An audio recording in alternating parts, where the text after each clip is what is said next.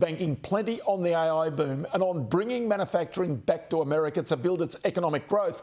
There are clear sticking points, and one is the giant aircraft manufacturer Boeing. It's in a world of pain. Last year, it was forced to raise $24 billion from shareholders to stave off bankruptcy protection, but it burnt through $6 billion of that in just the last quarter of the year. Boeing's years behind in its delivery of the long-range 777X aircraft, and it's still reeling from the reputational fallout from design faults and aircraft crashes with its 737 MAX series. And Boeing's problems rebound on the world's airlines, which are then forced to keep their current fleets in the air for longer. Well, this week, in a Business Weekend exclusive, I caught up with the aviation industry's most experienced executives, Sir Tim Clark, the president of Emirates. So, Tim, we generally catch up around this time of the year, which is always great. The one thing that has changed demonstrably from this time last year is the appointment of Donald Trump as the President of the United States. From the aviation industry's point of view, how do you sense that that election changes the way in which Emirates, say, for example, flies in America and out of America? I'm not sure it'll be a significant change to what we do in our operating patterns into the United States. I believe that what he is likely to do is strengthen the US economy. And when you get an economy that's strengthening, whether it be in the United States, China, Europe, etc., it's always good for business. And that means that probably we will introduce more activity into the United States, subject to aircraft availability. We'd like to do more now, but we can't because we're hamstrung by fleet size. But I think... Hang on, can I just pick you up there? You're hamstrung for your fleet size because of an American aircraft manufacturer, Boeing. They're way late with the 777Xs.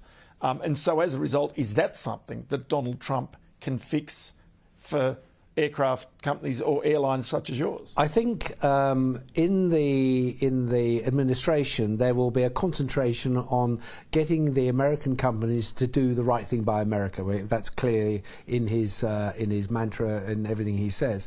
And I think that Boeing will be they're very focused on getting this problem sorted out. I don't want to elaborate on the history to it because I've been fairly vocal about it in the past, simply because we have 250 aircraft still waiting to be delivered.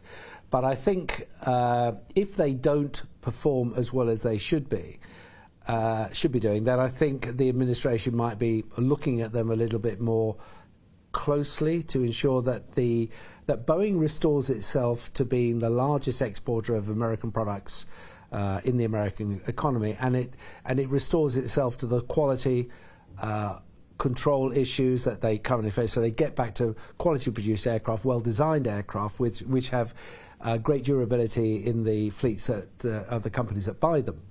And I think that will be very important, in my view, for the President's administration get sorted and bring focus to and help where that is needed. I'm not talking about financial help, but making sure that the way is cleared for them to be able to meet the obligations they have under contract to airlines like us to get back to where they used to be prior to this hiatus that's been going. Okay, so given his mantra about manufacturing in America, he wants to get more manufacturing in America. The other question is whether, therefore, there could be punitive either tariffs or some other barriers towards Airbus, the other major manufacturer, and whether that, of course, makes it less competitive, especially trying to sell to American airlines. Well, look, this is uncharted territory, quite honestly. It's a new administration with its own fairly well-defined views. The execution of those, we have to wait and see what happens. At the moment, as I said earlier, it is a global duopoly between Airbus and Boeing. The WTO has taken care of a number of issues between the two companies in the past. I think the focus really has got to be less about what the competition is doing, more about getting their own stable in order, producing the airplanes that people like entities like Emirates want. And I often said, provide the right goods at a good value for money proposition with great durability and supply chain capability, then we would buy these aeroplanes. Concentrate on that. Don't worry about what the Europeans are doing. Don't worry about tariffs and all those kind of things. Just get the aircraft out of the door. And as I said many times, we will buy what you have to offer. After all, that's what we used to do in the past.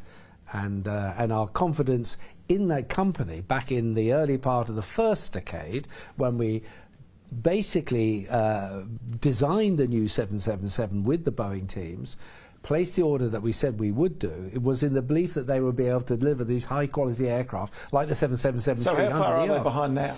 I think they're a few years. To be quite honest. But that affects your capabilities, does. Because if you don't have those, you've got to sweat older aircraft, and therefore potentially refurbish older aircraft. It's costing, and potentially even costing in terms of the flying experience. We've had to take the old fleet, revitalise them, retain them. By now, the airline should have had about 90 of the 777s. So we're not likely to get the first one until probably the end of next year, beginning of 27. So we can't wait. We have to refresh the interior products because some of them are 10, 15 years old. They've all got to be basically removed and new products going in. So we have little choice in that. To us, that's a cost of $4.5 billion out of our own cash to deal with this problem. If we didn't do that, our brand would suffer. The travelling public that we carry and regard so strongly would be subjected to lousy products or very old products which are well past their sell-by date. So we've taken that initiative, and on the assumption that they will deliver in the first quarter of 27, late 26, what their ramp-up will be, I'm not altogether sure about. So we have 210 of those aircraft due to come out in the next how many years, I'm not altogether sure. But it has caused us to do that. We have little choice, and we are doing it, and we're very serious about what we're doing. So in comes premium economy, refresh and rebuild of the business class cabins, makeover of the first class cabins, which is only the first stage of what we're doing there. There will be other new first class cabins coming into our older 777s after this is all done, so we're going round again. But it's something we have to do. Yes. So then, does it also mean that you continue to sweat the A380s that Airbus make a little bit longer? You keep them in the air. Given the fact that Airbus has said it's not going to manufacture that aircraft anymore, you previously have said you would prefer it if they were, but other airlines don't want the aircraft. You've taken A350s from them. The first delivery of those has already started to arrive. But obviously it's not enough to make up the shortfall of those 777s. To the 380 question first, yes, we will keep those flying until the end of the 30s, maybe even the first part of the 40s. It's vital to us. It's probably the most popular aircraft flying today. And you love the A380. Simply because our operating model is a scaled model of some size now. And as our network expands and the hub grows, and we're having a new airport built in the future, probably in the next 8 or 9 years, it'll be ready for operation.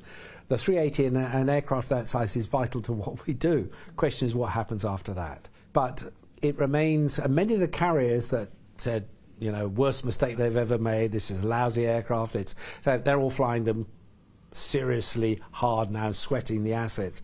So, and I think they all realise that in the end, going forward 10 years, if you extrapolate demand as it is today on the basis of 4%, 5%, 6%, whatever, with slot constraints that we face today in just about all the major cities in the world, that in the end, when the 380 goes from a 500-seater down to a 350-seater, what's going to be left on the table? Difficult one to answer. So yes, we sweat the assets. Fortunately, we have a very good supply chain for the 380 because we knew once it became obsolete in its production that we needed to start storing bits and pieces. So even some of the early aircraft that we dismantled, we took all the spares. They're now sitting in warehouses ready to be used for the future. So we don't really see a problem there. The engines are more difficult to be absolutely clear as to how they're going to go. But at the moment, so far, so good. So tell me about capacity in airlines internationally right now. Post-COVID, it obviously took a big hit. It's now sort of recovered.